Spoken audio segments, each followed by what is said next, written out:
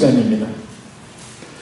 이 시간에는 요한계시록 강의를 하기에 앞서서 요한계시록에 대한 몇 가지 사항을 먼저 살펴보는 시간을 갖도록 하겠습니다.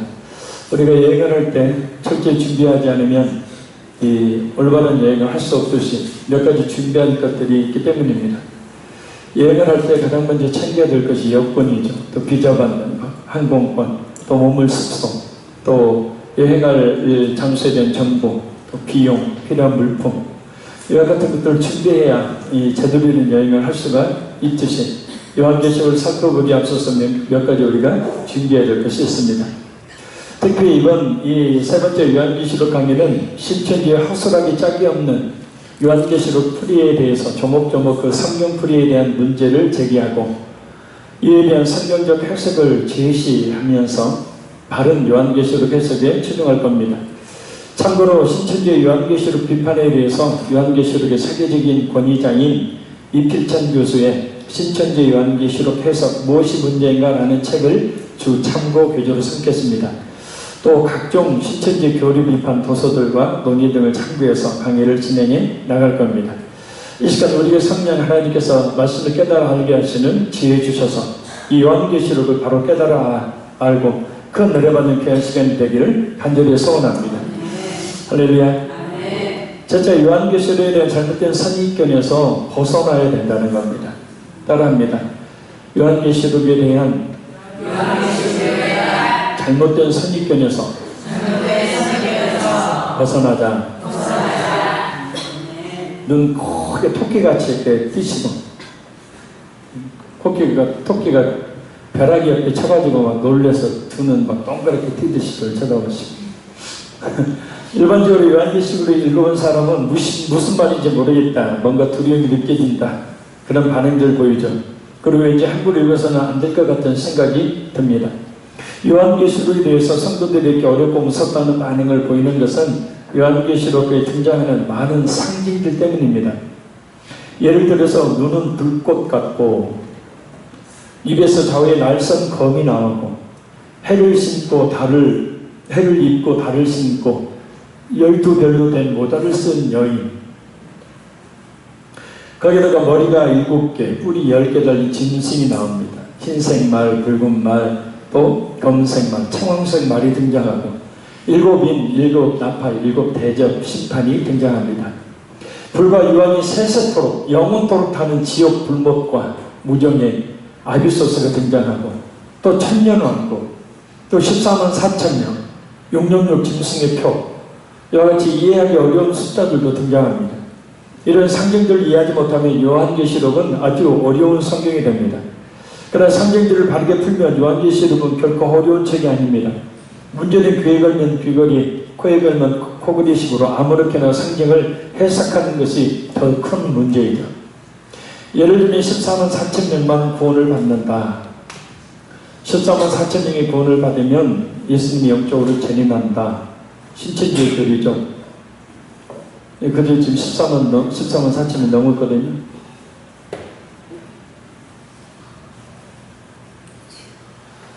우리나라의 이란들이 처음에 여호와 증인도 그랬죠. 14만 4천 명이 오면 예수님 재림하신다. 여호와 증인 14만 4천이 넘은 지가 지금 수십 년이 지났죠.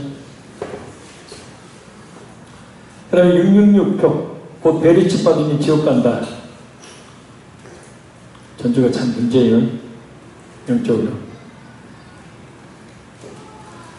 전국의 도시들 가운데서 전주가 영적으로 참 많이 타락한 도시입니다.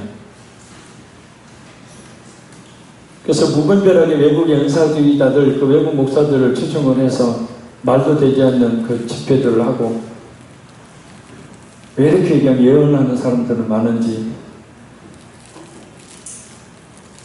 피켓 들고 왜 전주만 그렇게 666 베리치 받으면, 성경이 베리치 받으면 지옥 간다고 어디에 나와 있어요? 그것을 바로 뭐냐면 성경의 대상자가 누구예요? 자, 요한계시록을 누가 썼죠? 예? 예? 예. 틀릴 줄 알았더니 사도 요한이 썼죠. 누구한테 썼어요?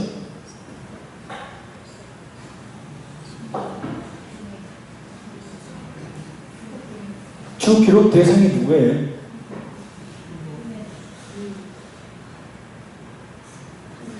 일단 대상이 유대인들이에요, 유대인들. 그래서 유대인들의 관점에서 이 성경을 해석해야 돼요. 그게 아니라 유대에 대한 연구도 없이 신천지라든지 여러 이단들이 공통적으로 또 그 세대주의적인 성경 해석을 하는 요한계시록 강의를 이 요한계시록을 가르치는 예복교에서도 이렇게 가르치고 하잖아요. 예복교 목사님 그런 당이 아니라 외국 강사가 사는데 엉망인 세대주의잖아요. 근데 그런 이 성경을 가르쳐요.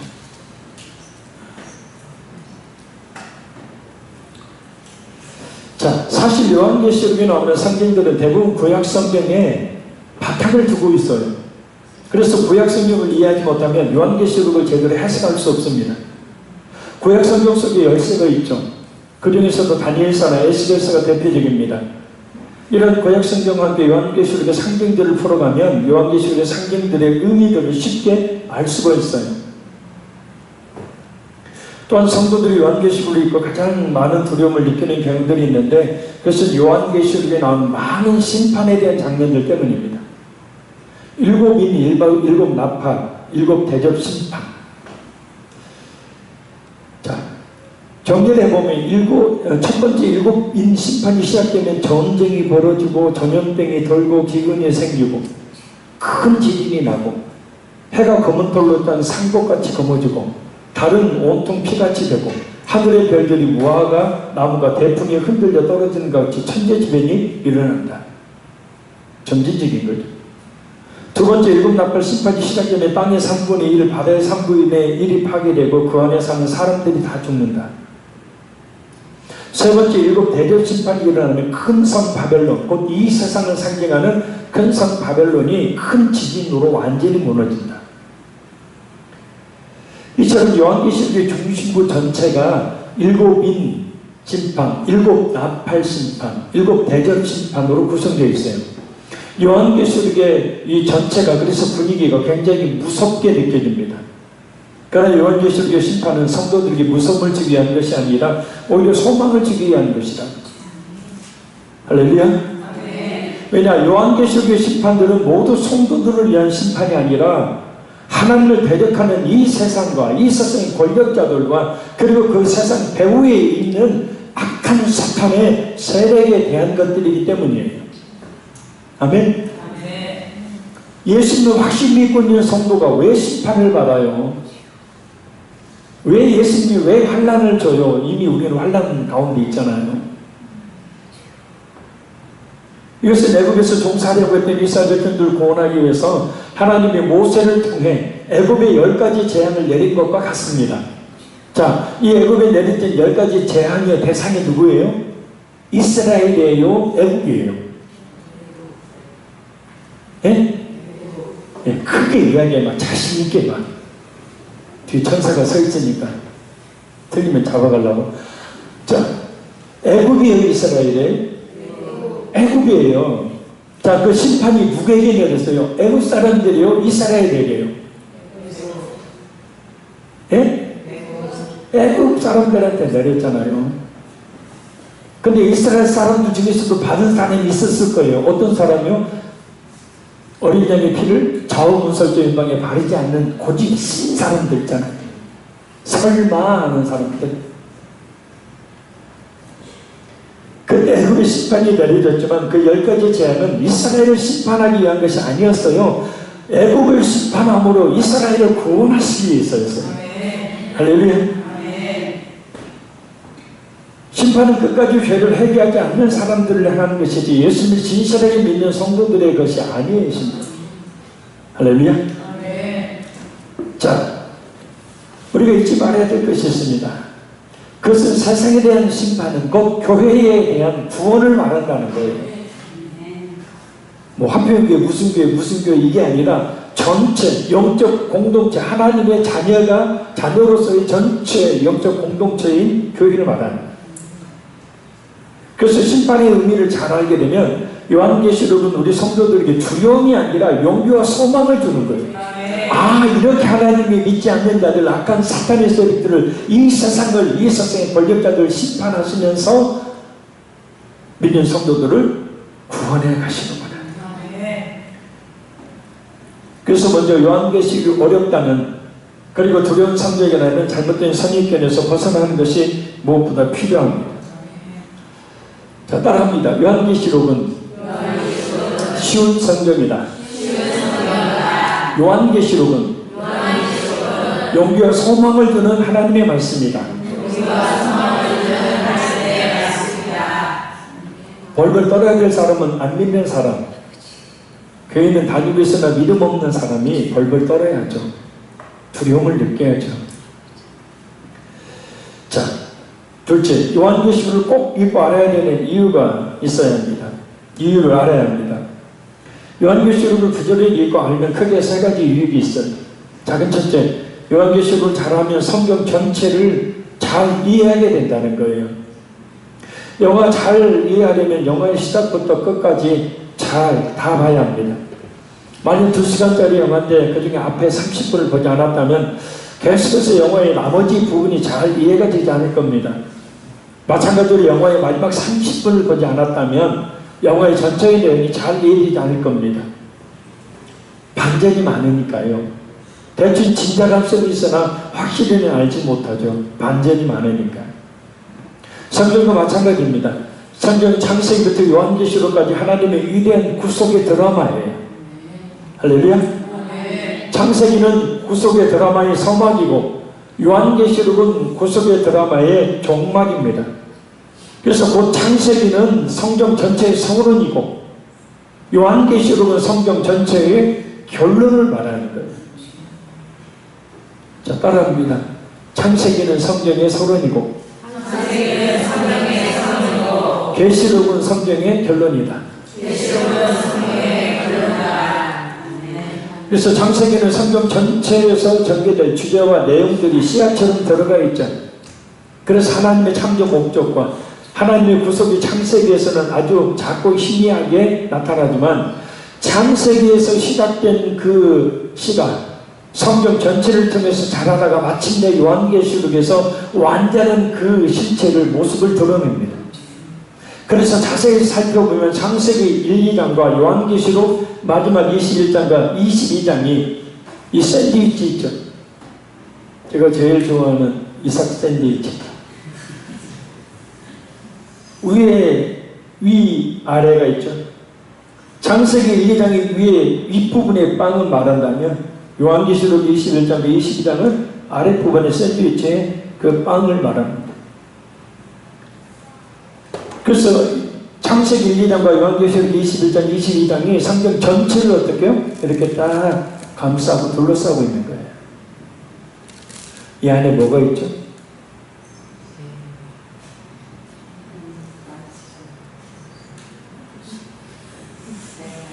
감자 으깬 거, 불고기, 피자, 야채 들어가 있고, 그 소스 들어가 있고, 그 위아래 덮고 그 안에가 실제적으로 맛있는 게 들어있죠. 자, 그래서 한번 비교를 하는 자료를 보면서 비교를 해보도록 하겠습니다. 밝아져라, 진해져라. 다음에 또 좀 크게. 자, 창세기 1, 2장에 에덴 동산 나오죠. 자, 또 아래 요한계시록 21장, 22장에 새 에덴 동산 나오죠. 그죠? 자, 창세기에 생명 나오면 생명수 나오고, 생명 나오면 생명수 똑같이 나오고, 창조 나오고, 새 창조, 재창조가 아니라 새 창조, 하늘과 땅이 나오고 새 하늘과 새 땅이 나옵니다. 이렇게 창세기 1장과 요한계시록 21장과 22장은 전체 성경을 둘러싸고 있는, 감싸고 있는. 그래서 요한계시록은 성경의 결론 부분에 해당이 되게 됩니다. 그래서 요한계시록을 제대로 알지 못하면 쉽게 보면 성경의 결론이 뭔지를 모르는 것 같아요. 그동안 우리 한국교회가 그렇게 왔고, 또 잘못된 요한계시록 해석이 한국 교회를 솔직히 지배하고 있었습니다. 성경을 어떻게 요한계시록을 어떻게 해석해야 되는지 그 방법론을 잘 몰랐어요. 그냥 무섭고 상징들이 많으니까 괜히 잘못 해석했다가 괜히 큰일 날 이단으로 몰릴까봐 목사님들조차도 도외시했죠. 그러나 갈수록 이제 배경신학이 또 유대 묵시 문학에 대한 연구들이 활발하게 이루어지므로 명확하게 요한계시록이 거의 대부분이 다 완벽하게 해석이 됩니다. 자, 그래서 요한계시록을 모르면 성경의 결론을 모르는 것이고, 반대로 요한계시록을 잘 알면 성경의 어느 부분에 있든지 성경의 결론을 미리 알고 보게 되는 거예요. 작은 둘째 지워주십시오. 요한계시록을 잘 알면 교회와 세상을 바라보는 눈이 열리게 됩니다. 아멘. 우리 인류의 역사는 긴 강과 같이 과거, 현재, 미래의 긴 시간을 가로지르기 때문에 역사에는 수많은 인물, 수많은 사건들이 등장해요. 특히 교회사에서 풀리지 않는 수수께끼 중에 하나는 교회가 세상에 대해서 핍박과 박해를 받기도 하고, 반대로 세상의 유혹에 교회가 넘어지기도 한다는 거예요. 스페인 국왕이 네덜란드에 거주하는 개신교도들을 모조리 죽이라고 한 것이 바로 그것이죠. 또 로마 가톨릭이 면죄부 판매인과 같은 물질의 유혹에 넘어진 것이 바로 그것입니다. 왜 교회가 그 모양이야? 왜 목사님이 그 모양이야? 그런 일들은 계속해서 일어나게 되고 더 많이 일어나게 됩니다. 왜냐하면 이게 교회의 양면성이죠. 핍박을 당하면서 오히려 또 세상의 유혹에 넘어가는 연약한 모습을 보이는 것이 이 교회 공동체의 모습이에요. 자, 그럼 이런 세상의 박해와 유혹에 직면해 있는 교회가 어떻게 승리할 수 있을까? 이런 숙제를 풀기 위해서 우리는 요한계시록을 잘 알아야 합니다. 왜냐하면 요한계시록은 교회와 세상의 영적 전투 상황을 가장 분명하게 묘사하고 있기 때문이에요. 할렐루야. 교회가 세상의 박해와 유혹으로부터 승리할 수 있는 근거와 비결이 요한계시록에 있다는 겁니다.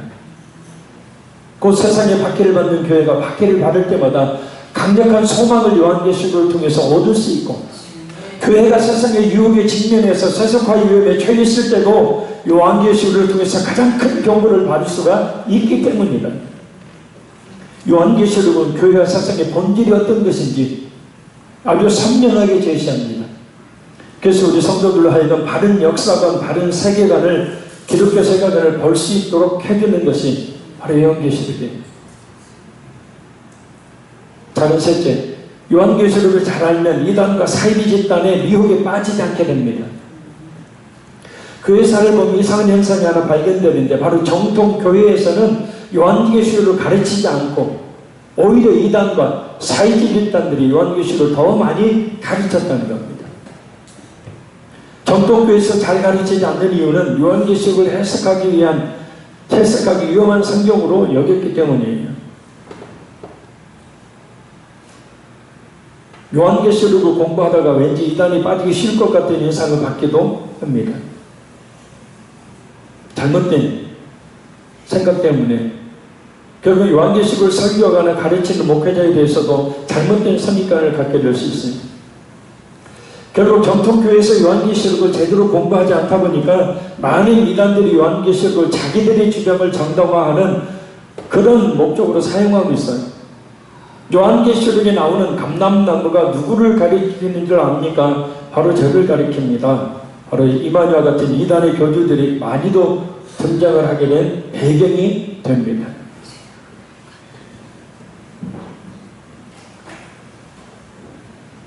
나중에 살펴보겠지만 참 신천지가 요한계시록 그 적용 풀이하는 거 보면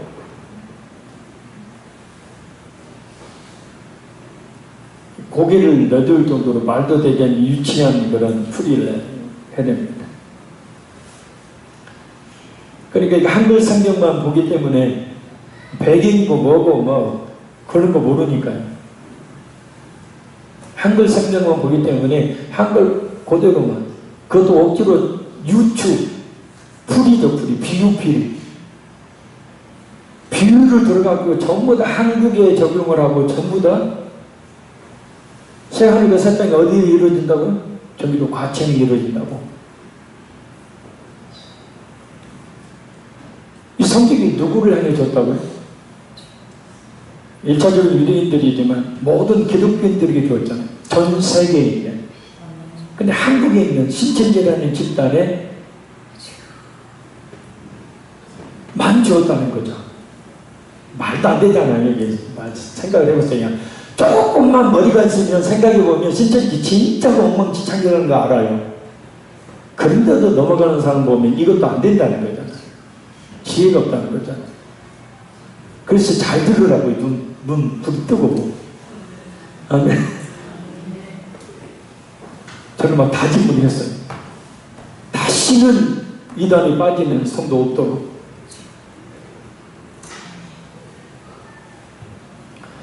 요한계시록을 바르게 알지 못하면 이단의 유혹이 빠지기 쉽습니다. 그냥 때를 맞추니까 그래서 어거지로 가서 해석을 해서 갖다 붙이니까 그래요? 그런 거 없네요. 왜? 나도 모르니까.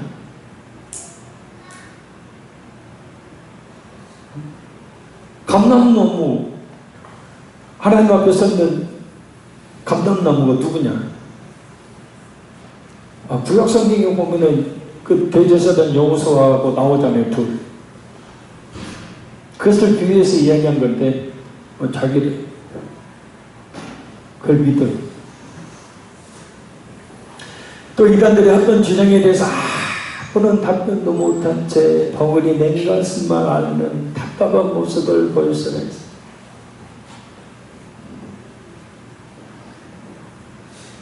그래서 요한계시록을 바르게 하는 것은 이단들이나 불건전한 집단에 빠지지 않는 중요한 보호막이 됩니다. 아멘 하지 마세요. 자, 그 셋째, 요한계시록의 구조와 주제를 아는 것이 필요합니다. 요한계시록을 바르게 이해하려면 가장 먼저 요한계시록에 관한 이 성경이 구조가 어떻게 됩니까? 주제가 뭔지를 잘 파악해야 합니다. 그러나 요한계시록을 연구하는 학자들에 따라서 요한계시록의 구조가 여러 가지 제시가 되었어요. 2중 구조, 3중 구조, 4중 구조, 5중 구조, 6중 구조, 7중 구조가 바로 그것입니다.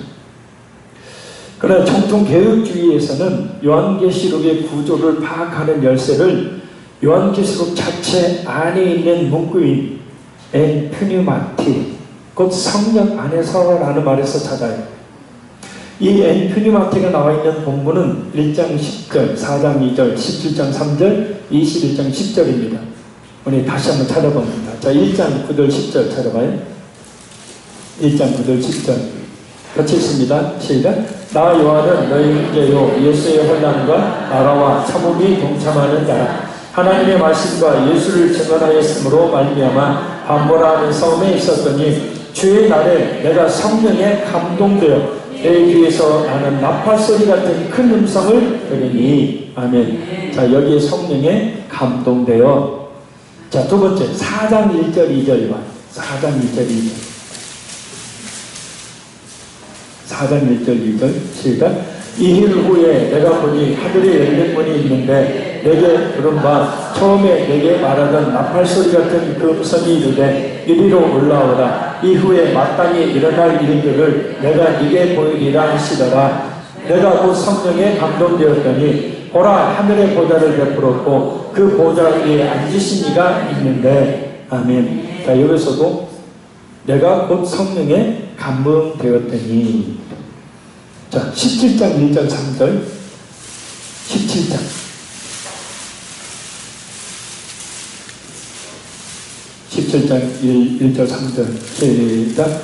또 일곱 대접을 가진 일곱 천사 중 하나가 와서 내게 말하여 이르되 이리로 오라. 많은 물 위에 앉은 큰 음녀가 다들 심판을 네게 보이리라. 땅의 임금들도 그와 더불어 음행하였고 땅에 사는 자들도 그 음행의 포도주에 취하였다 하고 곧 성령으로 나를 데리고 광야로 가니라. 내가 보더니 여자가 붉은빛 짐승을 탔는데 그 짐승의 몸에 하나님을 모독하는 이름들이 가득하고 일곱 머리와 열 뿔이 있으며.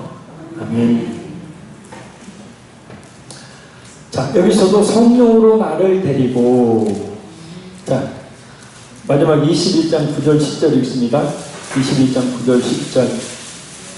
자, 시작.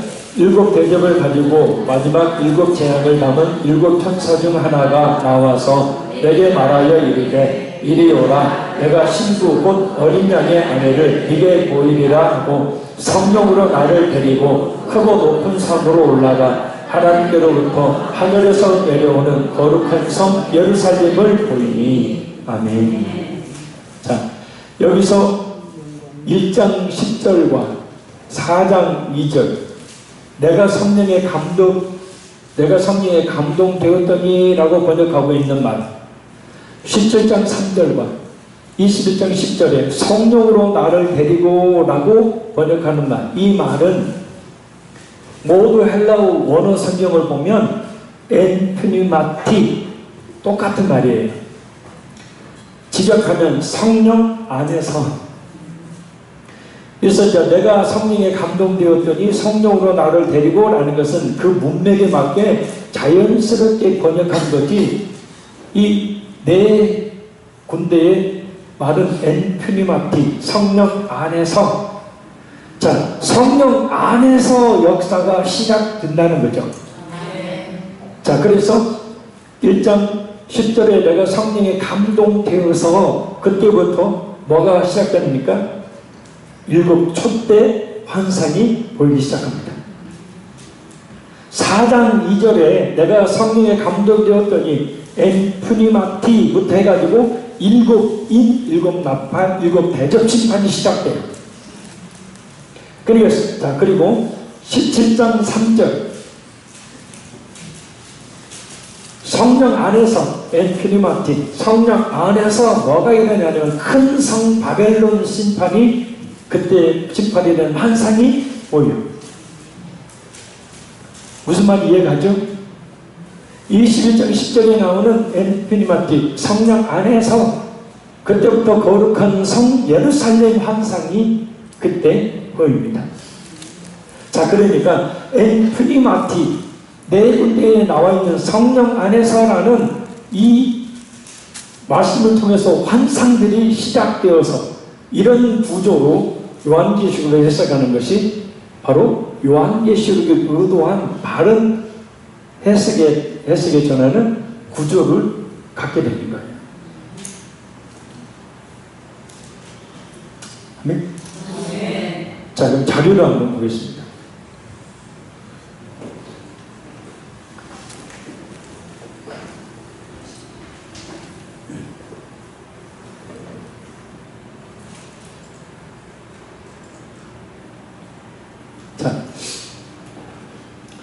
자, 그래서 서론은 1장 1절에서 8절. 자, 본론은 1장 9절에서 22장 5절까지인데, 아까 1장 10절이었나요? 예, 1장 10절, 1장 10절, 엔프니마티부터 해가지고 7 촛대 환상이 성령 안에서 시작돼요. 1환상. 제2환상. 아까 4장 2절 엔프니마티 해가지고 제2환상이 시작되는데 7인 7나팔 7 대접 환상이 시작됩니다. 그 다음에 아까 17장 3절 엔프니마티, 이때부터 제3번째 환상인 큰 성 바벨론. 큰 성 바벨론은 이 세상을 상징해요. 이 지구, 이 세상을 상징한다. 이 세상이 이제 어떻게 심판을 받게 되는 거죠. 그래서 세 번째 환상이 시작되고, 그 다음에 아까 21장 10절, 21장 10절에 엔프니마티를 통해 제 4번째 환상이 거룩한 성 새 예루살렘. 자, 예루살렘은 뭐였어요? 구약의 예루살렘이 뭐였죠?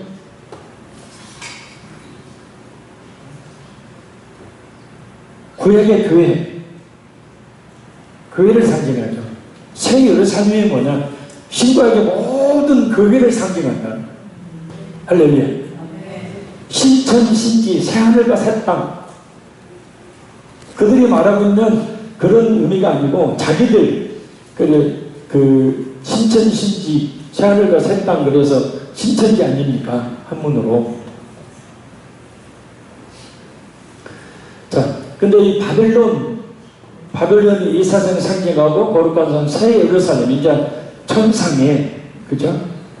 이 세상의 심판을 받고 이제 뭡니까? 거룩한 하나님의 성도들이 거룩한 새 예루살렘 공동체가 세워지는 항상이에요. 할렐루야. 거기 들어가야 돼요. 그 못 들어가면 지옥이니까.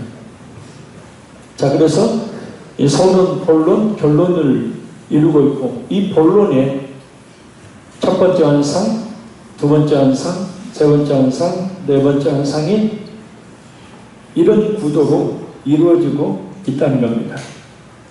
그래서 요한계시록에 나오는 엔피리마티, 성령 안에서라는 문구가 요한계시록 전체의 구조가 어떤 것인지를 파악하는 아주 중요한 열쇠가 되는 거예요. 근데 엔피리마티를 몰라요, 진짜. 자, 왜냐? 사도 요한은 성령 안에서 4개의 큰 환상을 보고 이 4개의 환상이 진짜 요한계시록의 열쇠가 되기 때문이죠. 근데 전체 거의 대부분의 내용이 저 4가지 환상이 된 거니까. 그죠? 아멘? 자, 그래서 이런 환상 중심으로 요한계시록 구조를 우리가 살펴봤어요. 자, 이런 구조를 통해서 요한계시록의 주제를 살펴보면, 자, 그냥 펴보세요. 다음.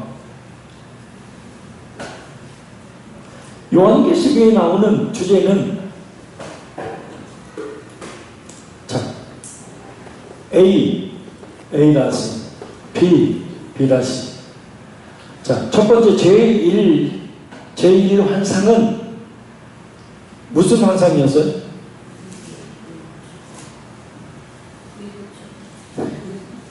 무슨 환상이었죠? 힌트.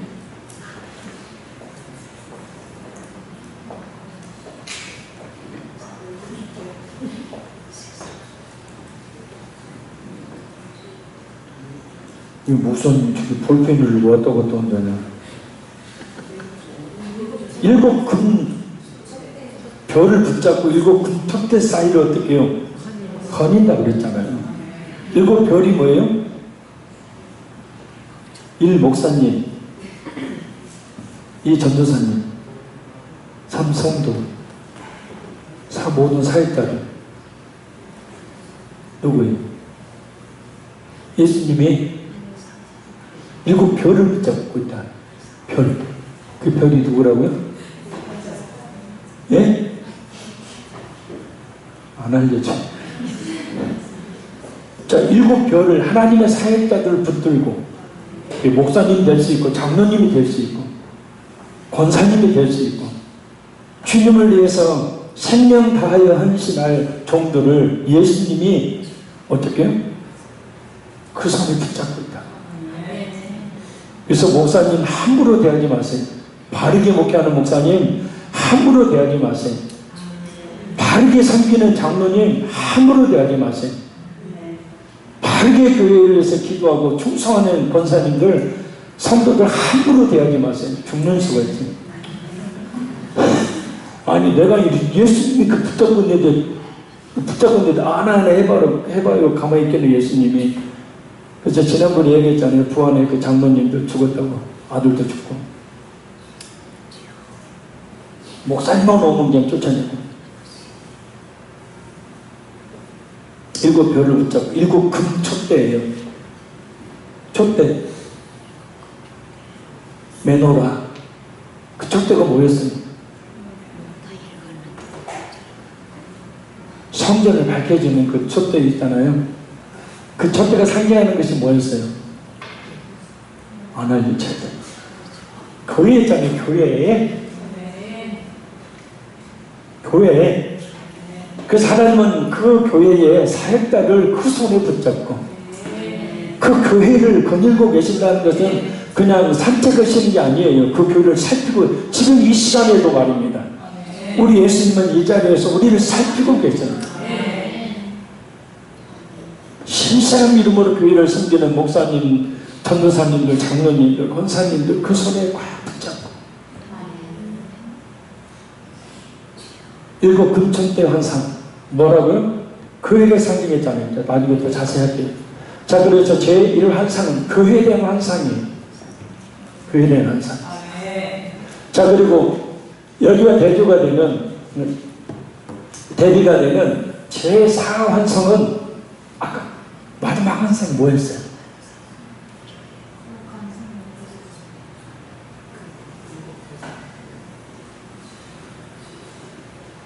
뭐였어요?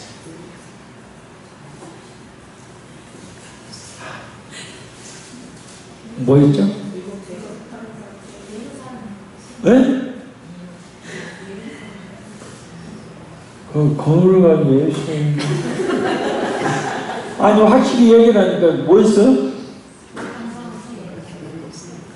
거룩한 성 새 예루살렘 완성이었잖아요. 새 예루살렘이 뭐라 그랬어요? 모든 교회 공동체를 상징한다고 그랬잖아요. 그래서 교회예요. 교회. 제4 환상은 이것은 이 지상에 이루어질 교회를 말해요. 이 지상에 이루어진 교회. 그리고 이 교회는 최종적으로 완성된 교회. 새 예루살렘. 아멘? 아멘. 자, 비환상은 두 번째 제2환상은 세상에 대한. 자, 두 번째 환상이 뭐였죠? 네?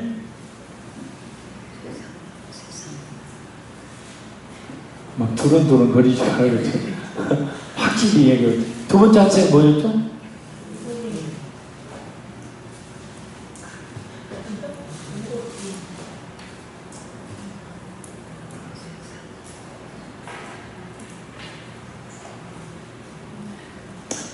일곱 인, 일곱 나팔, 일곱 대접 환상이었잖아요.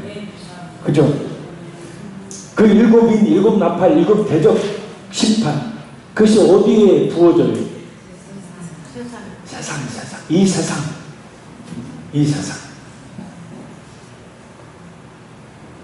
자, 그리고 제 세 번째 환상. 이게 무슨 환상이었죠? 하나만 알면 돼.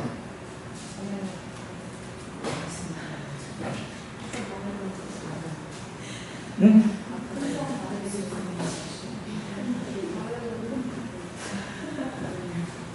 뭐였어요? 한테 들은 거지 말고 확실히 이야기하는데 뭐였어요? 네, 큰 성? 바벨론 심판에 대한 환상이었어요. 큰 성 바벨론이 뭐라고요? 이 세상을 상징적으로 표현하는 거죠. 그래서 바로 세상. 자, 그래서 요한계시록의 네 가지 중심을 이루고 있는 네 가지 환상은 지상교회와 앞으로 이룰 천상교회, 그 다음에 이 세상에 대한 점진적 심판과 이 세상에 대한 완전한 심판이 말해요. 그래서 우리가 요한계시록을 알면 교회가 어떻게 되는지 알고 이 세상이 어떻게 되는지 알아서 교회와 세상을 바르게 알 수 있다는 거예요. 아멘.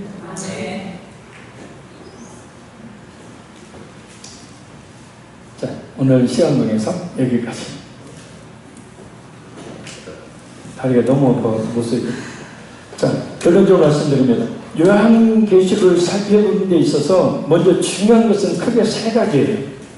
첫째는 요한계시록에 대한 잘못된 선입견에서 벗어나야 한다는 거예요. 왜냐, 요한계시록은 상징들만 바르게 푼다면 어려운 성경이 아니에요. 아멘. 요한계시록은 어디서 뚝 계시로 떨어진 것이 아니라 구약 성경에 바탕을 둔, 그래서 구약 성경을 이해할 때에 구약 성경의 그 상징들을 이해할 때 요한계시록의 상징들을 그냥 쉽게 풀리고 위대인들의 관점에서 숫자를 계산하는 방법이 게마트리아 계산법을 왜 유대인들에게 줬기 때문에 게마트리아 계산법으로 그 숫자를 해석하면 요한계시록에 나오는 많은 숫자들의 그 상징의 의미를 쉽게 해석할 수 있는, 그래서 요한계시록은 우리 믿는 성도에게 두려움이 아니라 용기와 소망을 주는 성경이다. 아멘. 믿지 않는 사람은 두렵죠. 둘째, 요한계시록을 꼭 읽고 알아야 될 이유는 요한계시록의 성경의 결론에 해당되는 성경이기 때문에 성경 전체를 잘 이해할 수 있게 되기 때문이에요. 요한계시록의 교회와 세상의 본질이 어떤 것인지 아주 선명하게 제시해서 교회 세상을 바라보는 눈이 열리기 때문에 요한계시록을 우리가 알아야 된다. 또한 요한계시록을 잘 알면 이단과 사이 집단의 미혹에 빠지지 않게 되기 때문에 요한계시록을 알아야 합니다. 이단들은 반드시 요한계시록을 들먹입니다. 반드시 요한계시록을 억지로 풀거나 비유로 잘못 해석을 해서 그것을 가르쳐주면서 자신들을 따르도록 만듭니다. 너무 유치하고 말도 되지 않는 성경풀이를 신천지가 하고 있어요. 다른 이단도 마찬가지고 하나님의 교회도 다 이단들이 요한계시록을 다 들먹이는 게 사람들이 모르니까. 마지막 세 번째는 요한계시록의 구조와 주제를 알아야 합니다. 요한계시록의 구조는 사도 요한이 성령 안에서 네 개의 큰 환상을 보는 것에서 요한계시록의 구조를 찾아야 한다고 그랬어요. 아멘? 엠퓨니마티, 성령 안에서. 그래서 이런 환상을 중심으로 요한계시록의 구조를 우리가 잘 살펴 알아야 합니다. 자, 그래서 다시 한번 보게 그 구조. 제1, 제2. 이거 말고 그 앞에.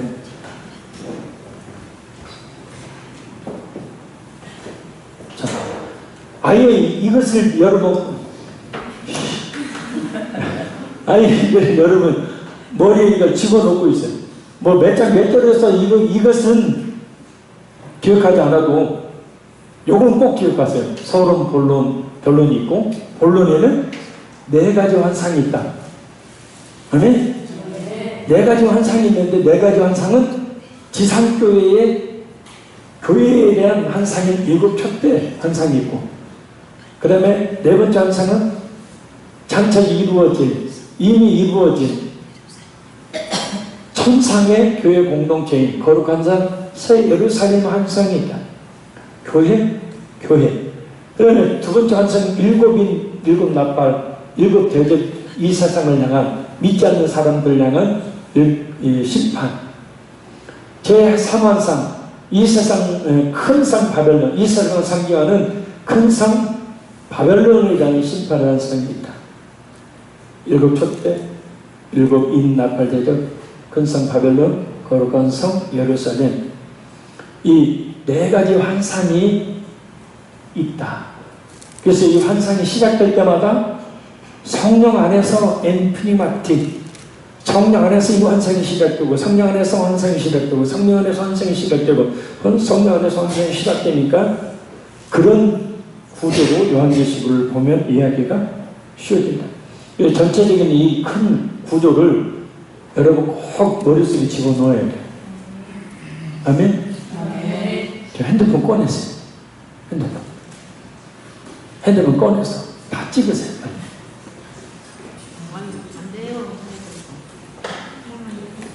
빨리 찍어요, 이거. 그렇게 못 줘요, 빨리. 다른 분한테 달라고 했어요. 빨리 찍으세요. 이거 중요하니까 이것을 아예 딱 찍어가지고 외우세요, 이걸 다. 이거. 우리 안 보이고. 있나? 카메라 해갖고.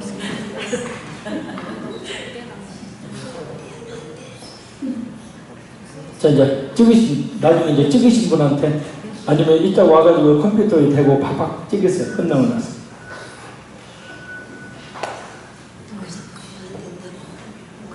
자, 요한계시록을 아는 거 매우 중요합니다. 앞으로 빠지지 마시고, 이제 앞으로 5일의 때는 노트를 가져와 두세요. 예, 볼펜 가지고 쓰세요, 막. 적고. 근데 막, 쓰던 척하고 자고 그러면 막, 뒤에 있는 분들 뒤통수를 주면 좀 살짝 쓰다듬어 주셔요. 진짜 중요하니까. 애타는 목사의 마음을 이해해 주세요. 다음 주에는 볼펜하고 이렇게 노트 갖고 오셔도 돼요. 자, 기도하겠습니다. 하나님 아버지, 요한계시록 서론을 살펴봤습니다. 요한계시록 얼마나 중요한 성경이고 우리가 꼭 알아야 될 성경인지를 다시 깨달아 알게 되어집니다. 계시록을 알지 못해서 이간의 유혹에 빠지고 또 교회와 세상을 분별하지 못하고 우리 자신의 신앙을 제대로 영위하지 못하는 그런 경우들이 참 많습니다. 저 계시록 말씀을 바로 깨달아 알고 그래서 성경의 결론이 무엇인지를 깨달아 알고 또 장차 우리에게 닥칠, 우리에게 이루어질 하나님의 나라가 어떻게 이루어지는지 또 이 세상에 어떻게 하나님의 심판 가운데 있게 되는지 바로 깨달아 알 수 있는 지혜로 오직 우리 주 예수 그리스도를 믿는 믿음 가운데 가는 우리 모든 성도를 되게 하여 주옵소서. 성령님 도와주셔서 지혜의 영을 충만케 부어주셔서 분별력 있게 하시고 깨달아 알 수 있는 지혜 주셔서 바로 알고 바로 순종하는 저희들에게 함께하여 주옵소서. 믿사오며 예수님 이름으로 기도합나이다. 아멘.